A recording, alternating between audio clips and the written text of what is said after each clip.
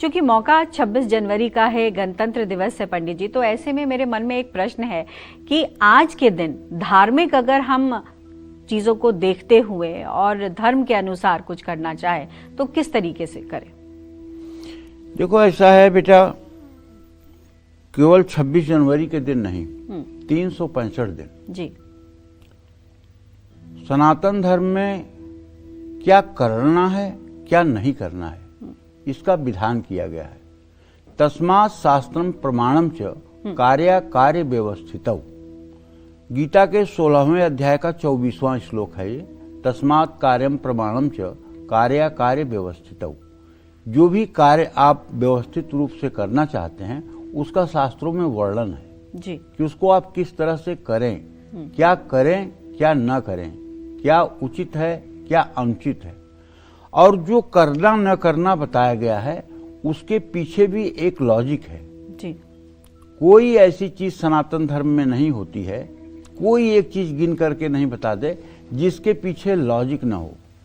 तो लॉजिक होती है। बहुत से लोग अपने घर में बिना जानकारी के भगवान की मूर्तियां, शंख, शिवलिंग, शालिग्राम रख तो लेते हैं, लेकिन वो इससे जुड़े नियम नहीं जानते। और बिना नियम और बिना जानकारी के पूजा से जुड़े ऐसे सामान रखना आपकी पूजा को निष्फल भी कर सकता है। तो देखिए, सबसे पहले तो मैं अपने सभी दर्शकों को बताना चाहता हूं, हर सनातनी को जो रामकृष्ण शिव को मानता हो उसे 5 देवताओं का स्मरण सुबह जरूर करना चाहिए। पहले देवता कौन है? भगवान गणेश। प्रातः स्मरामि गणनाथ मनाथ बंधुम सिंदूर पूर परिपूरित गंड युग्मम उद्दंड विघ्न परिखंडन चंड दंड माखंडलादि सुरनायक वृंद वंद्यम ओम गणाधिपतये नमः मंगल मूर्तये नमः। पहले किसका ध्यान हृदय में करेंगे? भगवान गणेश का। कमल के फूल पर गौरवर्ण के भगवान गणेश पीतांबर धारण किए हुए विराजमान हैं। अब दूसरे भगवान शिव आते हैं। शिव का ध्यान कैसे करेंगे? प्रातः स्मरामि भौभीतिहरम सुरेशम गंगाधरम वृषभवाहनम अंबिकेशम खड़वांग वरदा भय हस्तमीशम संसार रोग हरमौषधम द्वितीयम। अपने भ्रिकुटी पर 2 दल कमल का फूल सफेद रंग का देखते हुए और गौर वर्ण में कपूर की तरह आकृति वाले भगवान शिव को ध्यानस्थ हुआ आप अपने भ्रिकुटी पर देखेंगे। ये भगवान शिव का ध्यान हुआ। अब भगवान श्री हरि का ध्यान। प्रातः स्मरामि भौभीति महारति शांत्यै नारायणम गरुण वाहन यज्ञनाभम ग्राहाभिभूति वरवारण मुक्ति हेतुम चक्रायुधम तरुण वारिज पत्र नेत्रम। श्याम वर्ण पीतांबर धारण किए हुए, अपने हृदय पर कौस्तुभ मणि धारण किए हुए, श्रीवत्स का चिन्ह धारण किए हुए, दाहिने हाथ में चक्र जिनके है, बाएं हाथ में जिनके शंख है और नीचे के दाहिने हाथ में कौमुद की गदा है और बाएं हाथ के नीचे में कमल का फूल है। और ऐसे श्री हरि विष्णु आपके हृदय में विराजमान हैं। उनके चरण आपके नाभि के पास हैं। उन्हें देखते हुए आप मन ही मन उन्हें साष्टांग प्रणाम करें। ये भगवान श्री हरि विष्णु का ध्यान है।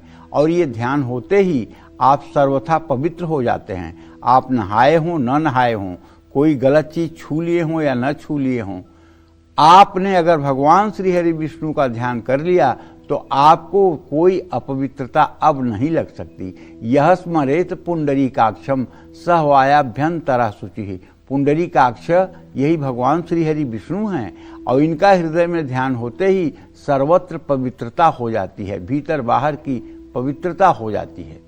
अब इसके बाद आपको माँ दुर्गा का ध्यान करना चाहिए। प्रात दुर्गे स्मृता हरसि भीतिम से सजंतौ स्वस्थ स्मृता मतिमति वसुभान ददासी दारिद्र दुख भयहारणिका त्वदन्या सर्वोपकार करणाय सदार्थ चित्ता विद्युद्धाम समप्रभाम मृगपति स्कंध स्थिताम भीषणाम कन्याभिः करवाल खेट बिलतद्धस्ताभिरा सेविताम हस्तश्चक्र गदास खेट विस्कन चापम गुणम तर्जनीम बिभ्राणाम मनलात्मिकाम शशिधराम दुर्गा त्रिनेत्राम भजे। इस तरह से सिंहवाहिनी भगवती दुर्गा का अपने सन्मुख ध्यान करना चाहिए। अब भगवान सूर्य का ध्यान करिए। जपाकुसुम संकासम काश्यपेयम महाद्युतिम तमोवरिम सर्वपापघ्नम प्रणतोस्मि दिवाकरः। सफेद घोड़ों के रथ पर ईशान कोण में सूर्योदय के समय भगवान सूर्य निकले हुए हैं। आप उनका ध्यान कर रहे हैं। उनके आभा मंडल से सारा जगत प्रकाशित हो रहा है। यह भाव आपके मन मस्तिष्क में रहना चाहिए। यही पंचदेव हैं और इन्हीं की पूजा को पंचांग पूजा कही जाती है। किसी भी यज्ञ में, किसी भी अनुष्ठान में और किसी प्रकार की पूजा में इन 5 देवताओं का स्मरण किया जाता है और इन 5 देवताओं की पूजा की जाती है। तो इसलिए हर सनातनी का धर्म होता है कि इनकी मूर्तियां आपके पास हो या न हो, लेकिन पूजा के प्रारंभ में आपको इनका ध्यान करना चाहिए। घर के पूजा स्थान में 2 से ज़्यादा शिवलिंग नहीं रखना चाहिए। जैसे एक पारे का शिवलिंग है, एक नर्मदेश्वर शिवलिंग है, चलिए यहाँ तक रख लीजिए, लेकिन इसके अलावा तीसरा शिवलिंग मत रखिए। घर के पूजा स्थान में गणेश जी की 3 मूर्तियाँ नहीं हो सकती हैं, 2 तो हो सकती हैं। जैसे एक चांदी की मूर्ति आपने रखा हुआ है और एक दिवाली पर मिट्टी की मूर्ति ला के रखा है, 2 तो आप रख सकते हैं। घर के पूजा स्थान में माँ दुर्गा के अलग अलग स्वरूपों की एक एक मूर्ति आप रख सकते हैं। घर में 2 शालिग्राम तो बिल्कुल नहीं होने चाहिए। शालिग्राम की मूर्ति ज़्यादा बड़ी भी नहीं होनी चाहिए। शालिग्राम की मूर्ति जितनी छोटी होगी उतना ज़्यादा फल देगी। शालिग्राम की मूर्ति में कोई आकृति नहीं होती है। ये गोलाकार एक मतलब कि पत्थर है जो गंडकी नदी में पाया जाता है। गंडकी नदी नेपाल में है। तुलसी के श्राप से, वृंदा के श्राप से भगवान विष्णु जो है गंडकी नदी में विष्णु रूप शालिग्राम का ही है और वहाँ से इनका प्रादुर्भाव होता है, वहाँ से ये प्राप्त किए जाते हैं। कहते हैं कि शालिग्राम भगवान को जो चरणामृत अर्पित किया जाता है, जो जिससे उन्हें स्नान कराया जाता है, उस चरणामृत का नित्य पान करने वाला कभी अकाल मृत्यु का शिकार नहीं होता है। एकदम ध्रुव सत्य है। कलयुग चाहे जितना प्रबल हो जाए, लेकिन शालिग्राम का चरणामृत पान करने वाला कभी अकाल मृत्यु का शिकार नहीं होता है। इसमें कोई संशय नहीं है। जय मां विंध्यवासिनी। पंडित जी, शिवलिंग को लेकर भी बहुत सारी भ्रांतियां हैं। लोग कहते हैं कि घर में शिवलिंग नहीं रखनी चाहिए, शिव को अकेले पूजा करना ठीक नहीं माना जाता है, और कुछ का कहना है कि शिवलिंग जो है वो एक पर्टिकुलर जगह से ही लेनी चाहिए, जैसे नर्मदा की आप बात करते हैं। तो ये जो भ्रांतियां हैं वो किस तरीके की है और किस तरीके से इसका जो है दोष भी होता है? शिवलिंग घर में होना ही चाहिए। ये जो रायचंद लोग हैं वो लोग कहते हैं कि घर में शिवलिंग नहीं होना चाहिए।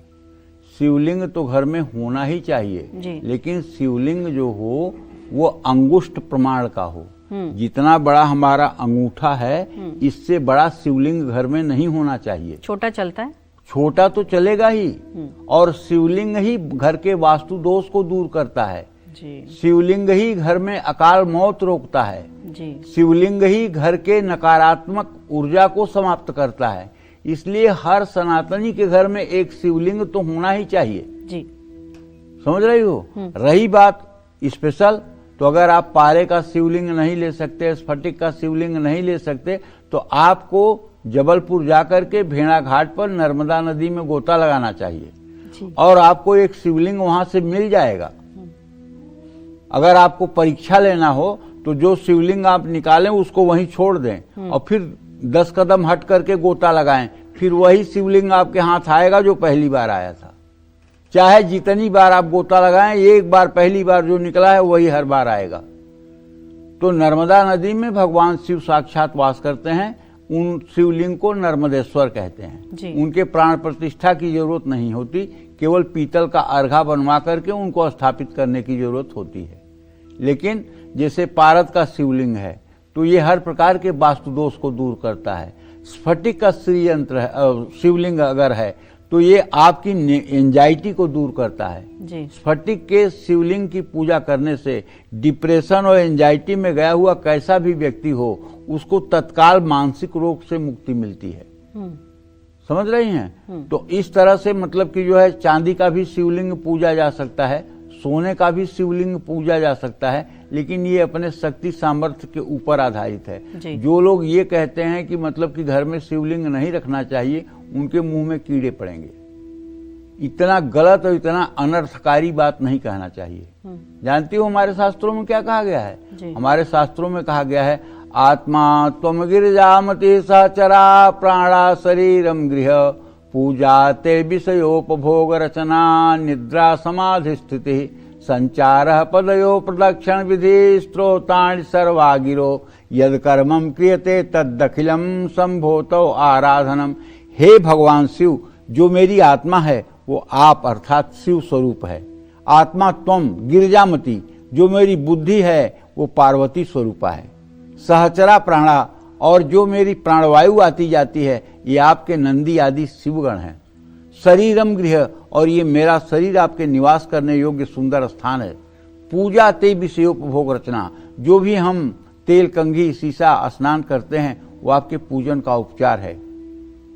निद्रा समाधि स्थिति, और मेरे सोने का समय आपके जो है समाधि की अवस्था है। संचार पदयो प्रदक्षिण विधि, जितने कदम हम चलते हैं चाहे जहां चलते हैं, ये भगवान शिव केवल ये कैलाश पर आपकी परिक्रमा मानी जाए। संचार पदयो प्रदक्षिण विधि स्त्रोतानि सर्वागिरो, और जानते न जानते जिन भी शब्दों का हम प्रयोग करते हैं दिन भर, वो आपके स्तुति में आपके प्रशंसा में किए गए स्त्रोत माने जाएं। यद कर्मम क्रियते तद अखिलम संभोतो आराधनम, जो भी कर्म हमसे जाने अनजाने में होते हैं वो आपके आराधना का ही एक क्रम माना जाए। ये हमारे यहाँ मानस पूजा है भगवान शिव की। जब मानस पूजा में हृदय में आत्मा को शिव मान रहे हैं तो घर में शिवलिंग नहीं होगा। अरे कितनी बड़ी विडंबना की बात है जी। जय मां विंध्यवासिनी। चलिए अब राशिफल को लेकर चर्चा की शुरुआत करते हैं। पहले मेष राशिफल के बारे में जानते हैं। कैसी रहेगी आर्थिक स्थिति, कामकाज, रिश्ते और सेहत, साथ ही क्या है आज का उपाय, शुभ अंक और शुभ रंग।